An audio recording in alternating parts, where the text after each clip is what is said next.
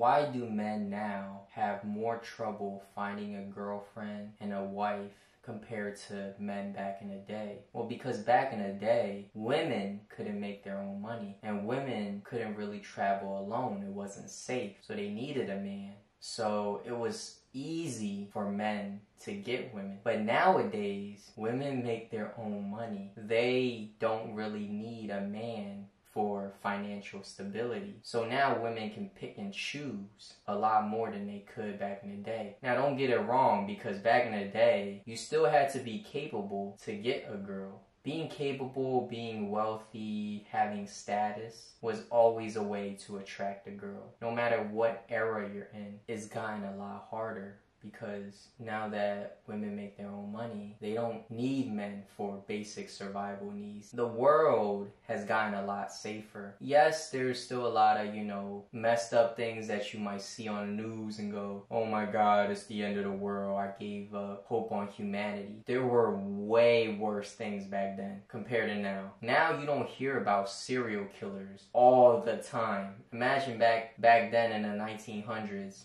Serial killers everywhere, wars everywhere, all types of crazy things, pointless wars. And imagine back then when there were wars constantly going on because it was always about conquering new land and becoming the next king, and rebellions everywhere. It was tough to live, because you don't know when the next war is, when your village might get invaded. There were much more famine back then. People starved to death. It was bad. We just didn't have news like we did today, so you don't realize how bad it was. But if there was news coverage and you can actually see these events unraveling on the news today, it would be horrible. You would be like, damn, what a good time we live in right now. Yes, there's still wars going on, but not as much as back in the day. There were wars everywhere. Terrible things were happening. You had experiments on people. You had torture devices. People were getting experimented on. If you didn't confess, they would torture you until you confessed with all types of methods. It was inhumane. Back then, you didn't really need as much game as you do today.